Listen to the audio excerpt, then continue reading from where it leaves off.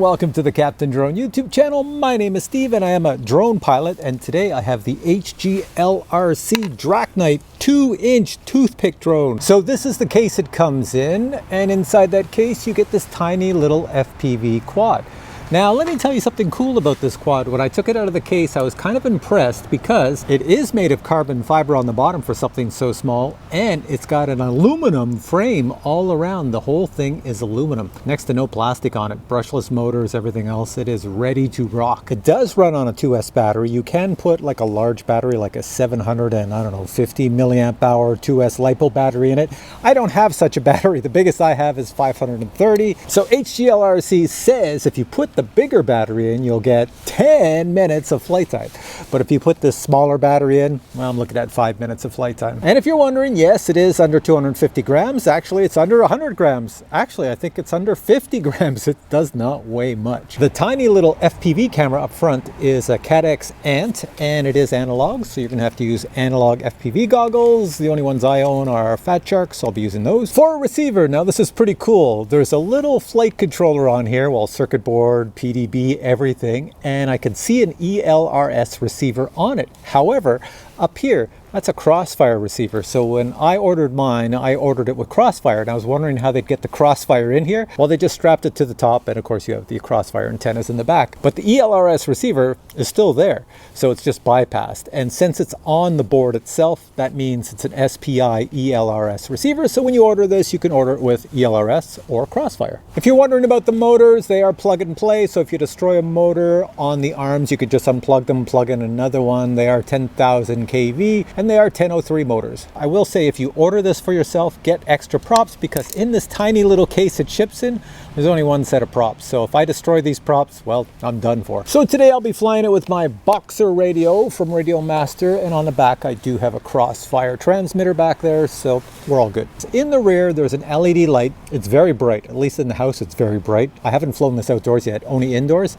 And also it's very quiet. So right now you probably hear the street noise behind me, but how about we take this for a flight? I'll put a hat cam on and I'll let you see the light and hear how not so noisy it is. Here we go. Here we are out on my backyard, and if you look, I have to rake up all these leaves when the rain stops. Anyways, it is a little bit of a rainy day today. I have our little guy down here. I'm just gonna plug in the battery and we'll take it for a flight. Right, I've got a 2S LiPo in here, powered on. You should see the bright light in the rear. There we go, nice and green.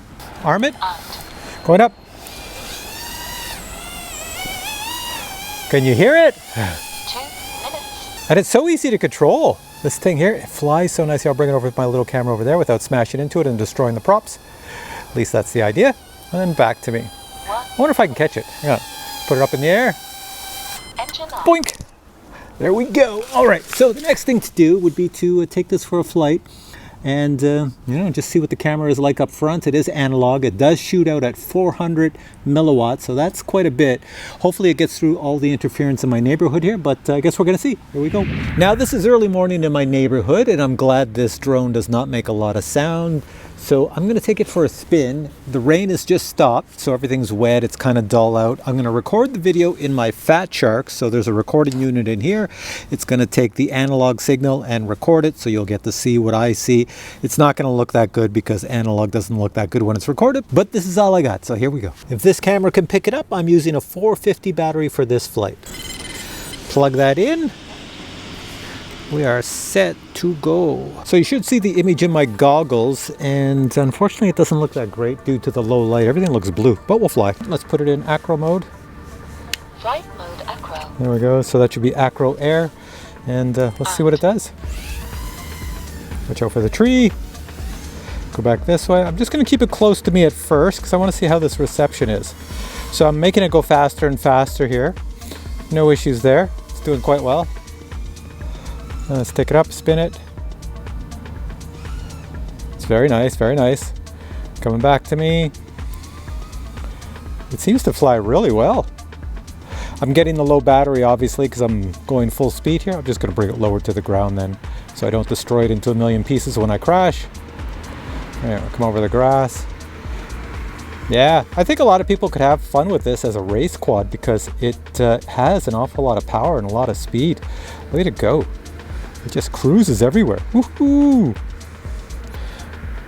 So I should get, I've only got a 450 on there, and since I'm bombing around, I don't even think I'll get my 5 minutes. I think I'm going to get like 3 or 4 minutes of flight time. That's it with this 450 on. 4 minutes.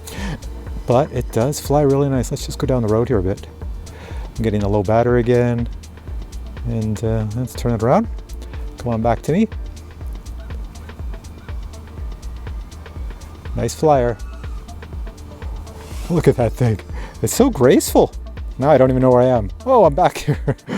Oh, it's too far, too high. All right. It just moves so fast that it's like you can cover a lot of ground really quickly. And of course, when I'm behind myself like that, you get less video reception. Now I'm in front, so the video reception should be a bit better. See our fall colors, looks pretty cool. What I'm going to do next is I'm going to see if this thing can lift the camera. HGLRC says you can lift the camera on it. You can put a little camera on it. No, you can't put a GoPro. I know some goofball is going to ask that, but you can put little tiny cameras on this thing and buzz around. So I'm going to come and give that a shot now. So let's go this way. Let me just do a forward flip here. Nice and fast. And dive at the ground. There we are. Yeah. This is one of those drones that you just have a very boring sunny or rainy day like you have here, and you come outside and you have a great old time. All right, let's go bring it back to me. So I'll slow it way down. Watch how slow I can get this to go. Put, put, put, put, put, put, put, put. There's somebody on a bike. And it's come all the way over to me, over here. Look at that, eh? That's a quality drone where you could slow it down that much. Let's bring it someplace over here. There you have it. I've put an Insta360 Go on the front, and I've also put a very large battery in the bottom. So it has to lift the weight of this battery, this 530, plus the weight of the Insta360 Go. So let's take it for a flight and see if it can do it. All right, here we go. Can it lift it? No problems whatsoever. Look at this. Look at this. Ho ho! This is pretty cool. No issues whatsoever. Now you might get some tape in the image that's holding the camera in place, but either case, look at this, it just flies like butter. It has no difficulty with the weight of that camera. I'll do a slow flip, keep the camera on without losing it. Yeah, it's beautiful. 2 minutes. Oh, this is awesome. All right, so I can just say right now to anybody that wants to buy this little guy, you can attach any little run cam thumb to this thing, any tiny little camera you like, and it should work really well. It does really well with the extra weight. I'm actually pretty surprised. I don't even feel the weight. It just flies as if there's no camera on the front. It's really, really good. Let's go this way, up everything, up over here, see my world, and spin my world, and then bring it down. Okay, let's bring it back to me. I'm pretty impressed. Come back. I'm gonna go super fast here and slow it right down. Slow down, brakes. Whoa, cowboy. Whoa. It's spin it around and come up to me. And there we go. And this time I'll land it right on the grass over here. Just so it doesn't, as I say that, I hit the pavement. I have no luck. It's still in one piece. So the next thing I'll do is take it indoors and see if I'll buzz it around in the house. All right, we're indoors now, and I have the little guy behind me over there, the Draknight, and we're gonna take it for an indoor flight. The video you're gonna see is recorded in my Fat Shark, so you're gonna see analog video. Here we go. All right, let's see how this does flying around a house. I'll try to keep it slow. It's got a lot of power. It wants to like hit the ceiling and the lamps and everything else. Hang on a sec, I'll get it. This thing is way too powerful indoors. Okay, I got it under control now. Took a few seconds there because it just wants to go. I hit the lamps, I hit the ceiling, I hit the walls, but now I got it. There we go. There I am. Try not to hit me, because that's gonna leave a mark. 30, 29, All right. So this is what it's like to fly around your house without hitting anything. You have to have a little bit of speed like this to get it going nice. 21, I was going too slow, yeah. Oh, and that what you hear my radio doing with the countdown, ignore that. That's just because it thinks I'm still using the battery I was using outdoors. 11, 10, And coming through. 8, 7, 6, 5, All right. 4, So let's see if I can get it going a little bit faster here then. 1. Timer 1 elapsed. Going. I just have to watch when I come around me, because I'm sort of blocking this thing. All right, so you see what, you could have a lot of fun. All right, let's, oh, I see a Captain Drone landing pad down here. Look at this, right down here. Right there. Let's go land on the landing pad.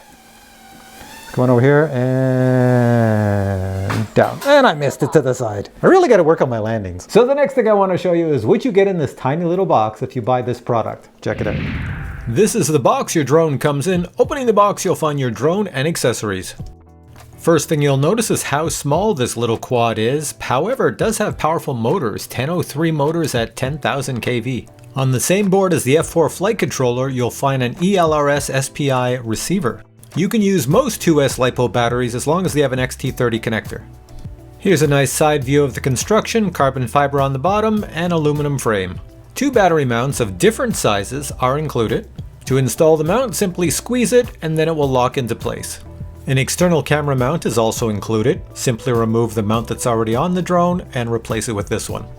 Only one set of 2-inch props are included, as well as a few screws. To install the props correctly, a propeller direction card is included. With the props installed, the drone only weighs 48 grams. All right, so you're back to me. I'm just gonna unplug this little guy so I don't kill the VTX because it's gonna keep shooting out at 400 milliwatts. So unplug that. What are my final thoughts on this little guy? Well, I have a lot of 1S tiny whoops, and I have a lot of 2S tiny whoops. Telemetry lost.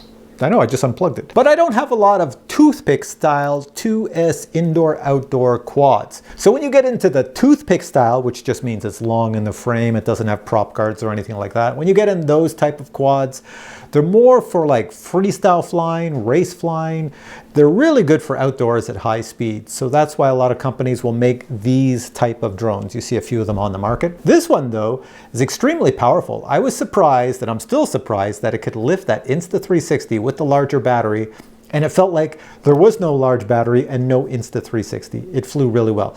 Also, since I was only flying with the biggest battery I had, I think was a 530 milliamp hour LiPo battery, the most I ever got was 5 minutes of flight time out of this thing. I had no problems with the video transmission. It is 400 milliwatts shooting out. 400 milliwatts, if you set it at that like I did, then you're gonna suck up more battery power. Having crossfire on mine, it's a good range. I had no loss of connection, no Rssi issues or anything like that, so it did well. I'm sure you'd get the same with ELRS because ELRS is really good. The little CADX camera up front, I had no issues with it. For analog, I thought it was very good. I could see quite well. But the biggest bonus, I will say, is the construction.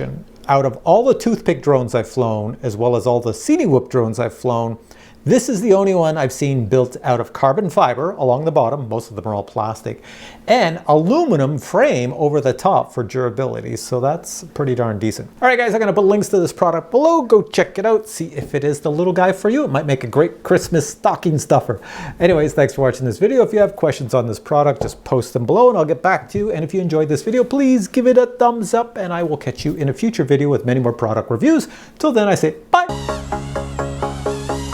Can you hear it?